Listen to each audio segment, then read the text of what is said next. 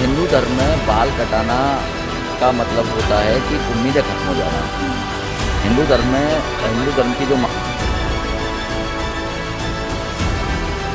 जितने भी विरोध प्रदर्शन करे हैं उनसे लोग हमारे साथी हमारे रिश्तेदार इतने दुखी नहीं हुए जितना आज मुंडन प्रोग्राम से दुखी हो रहे हैं।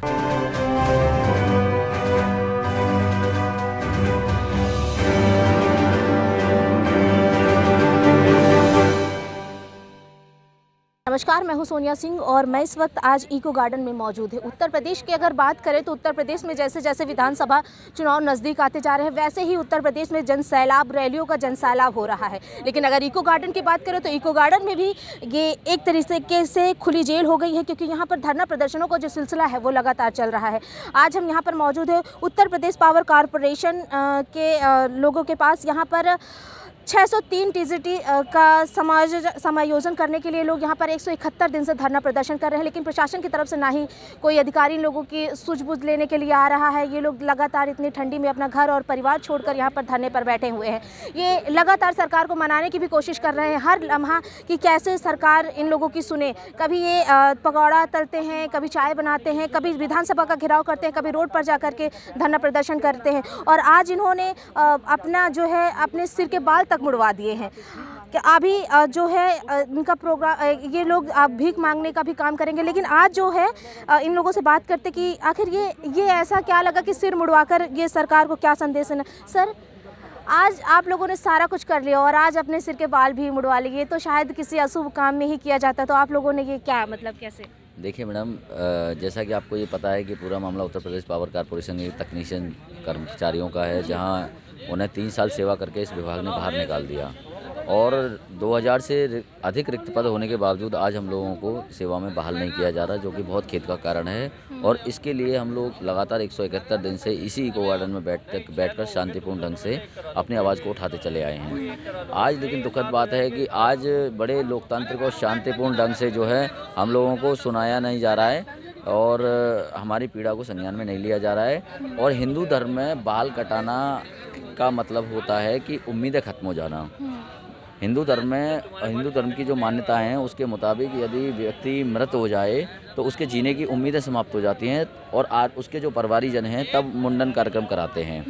तो वैसे ही आज हमारी जो पावर कॉरपोरेशन के अधिकारियों के प्रति जो उम्मीदें थीं, जिसमें से कि निदेशक कार्मिक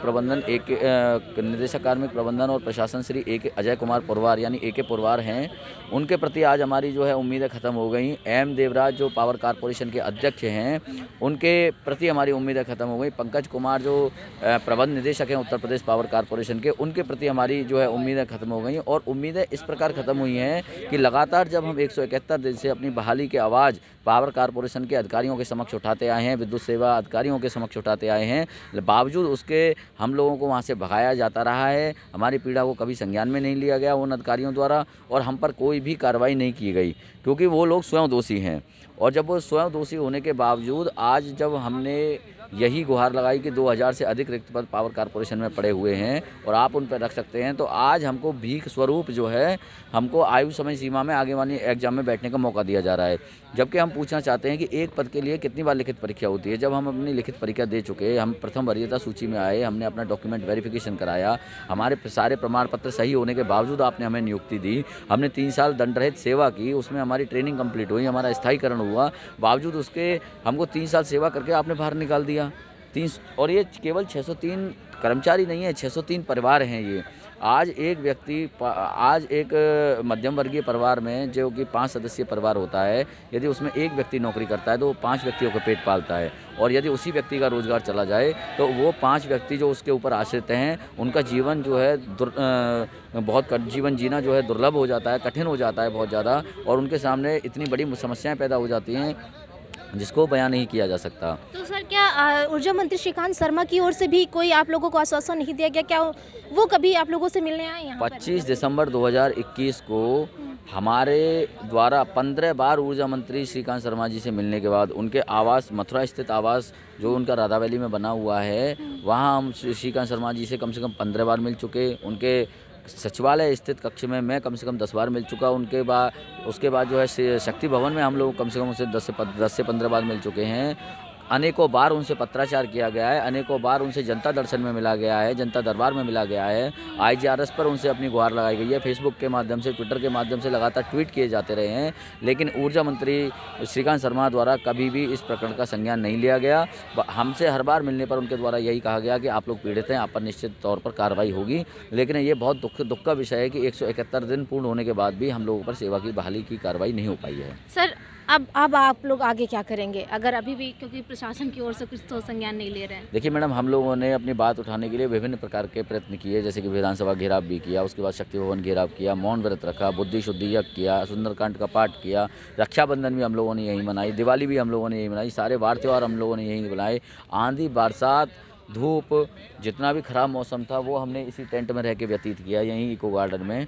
और उसके बाद में हमने, क्योंकि ये बीजेपी की सरकार है, यहाँ पर एक पकौड़ा तलना भी एक रोज़गार माना जाता है, तो हमने वो भी काम करके देखा कि शायद पकौड़े तलने से हमारे बच्चों की फीस बढ़ जाए, हमारे पिताजी की दवाइयाँ आ जाएँ, या हमारे घर का जीवन यापन अगर पकौड़े से तलने से ही होता।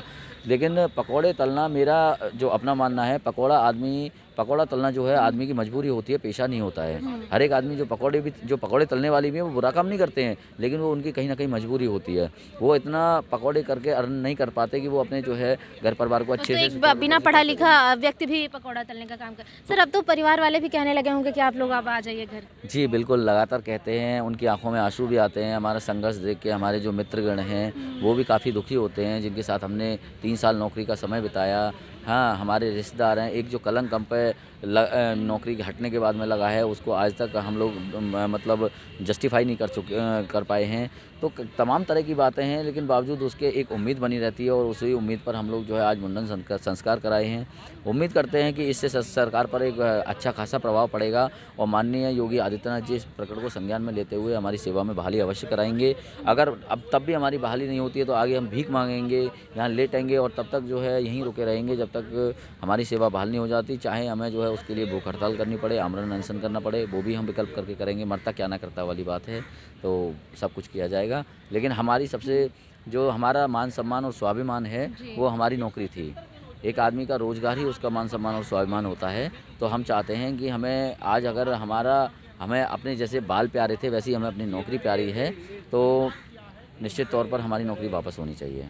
सर एक और हमारा क्वेश्चन आप सभी से है, क्या इसका असर जो विधानसभा चुनाव होने वाले उस पर पड़ेगा कि नहीं पड़ेगा? देखिए मैं हाँ। जैसा कि हमारे भाई बताएं हाँ।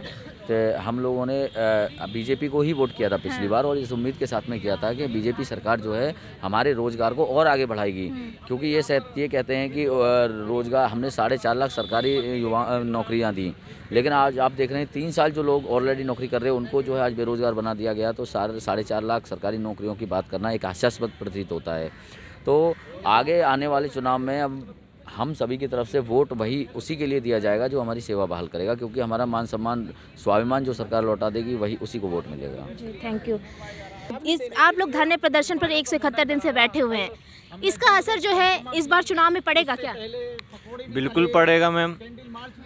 अभी हमने जितने भी प्रोग्राम करे हैं, जितने भी विरोध प्रदर्शन करे हैं, उनसे लोग, हमारे साथी, हमारे रिश्तेदार इतने दुखी नहीं हुए जितना आज मुंडन प्रोग्राम से दुखी हो रहे हैं। हमारे दोस्तों के, रिश्तेदारों के फ़ोन आ रहे हैं, फ़ोन पे वो भी रो रहे हैं, और उन्हें देख के हमें भी रोना आ रहा है। वो कह रहे हैं कि यार मुंडन क्यों करा रहे हो? क्योंकि सर पे बाल होना एक सुंदरता अलग झलकती है। मैं किसी के सर पे बाल हूँ, बाल बनाने के लिए, बाल उगाने के लिए लोग तरह तरह के प्रयास करते हैं।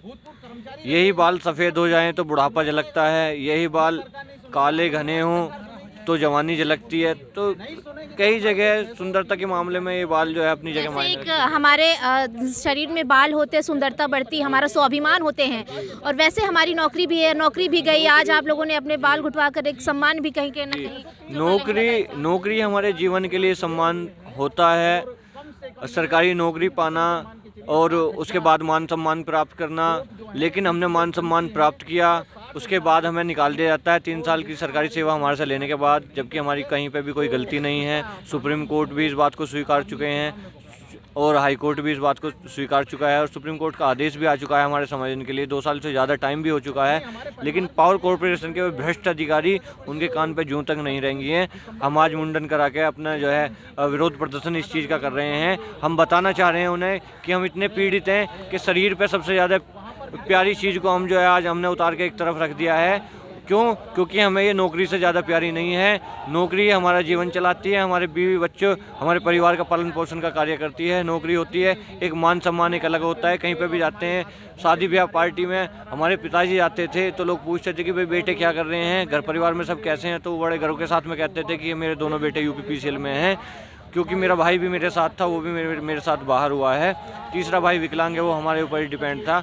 अब जैसा तैसा करके खर्चा चल रहा है, कर्ज भी हो चुका है हमारे ऊपर, और लेकिन फिर भी सरकार को पीड़ा समझ में नहीं आ रही है। अगर आज ये पीड़ा सरकार को समझ में नहीं आती है तो हम कल से, आज तो गंजे हुए हैं, कल हम भीख मांगने का भी प्रोग्राम करेंगे। इससे पहले हम आज जैसा कि आपको बता चुके हैं, हम दंडवत परिक्रमा भी कर चुके हैं। कल इसकी इको गार्डन की दंडवत परिक्रमा भी कर चुके हैं, अर्धनग्न प्रदर्शन कर चुके हैं, कैंडल मार्च निकाल चुके हैं, सुंदरकांड पाठ कर चुके हैं, पकौड़े तल चुके हैं। जैसा भी हमसे हुआ, हम जो है इन्होंने हर एक जद्दोजहद कर ली है, चाहे वो यहाँ इको गार्डन से रोड तक हो, रोड से लेकर विधानसभा तक हो, ये भीख मांगने का भी करेंगे, पकौड़े तलने का भी काम कर चुके हैं। लेकिन सरकार नींद से जो है जाग नहीं रही है और आखिरकार का प्रशासन इन लोगों की सुनेगी। खैर ये तो और इन लोगों भी क्या कह रहा है कि आचार संहिता भी लागू होने वाली, क्योंकि विधानसभा चुनाव नज़दीक है और अगर विधानसभा चुनाव आचार संहिता लग जाती है तो फिर इन लोगों का जो काम है वो रुक जाएगा। बस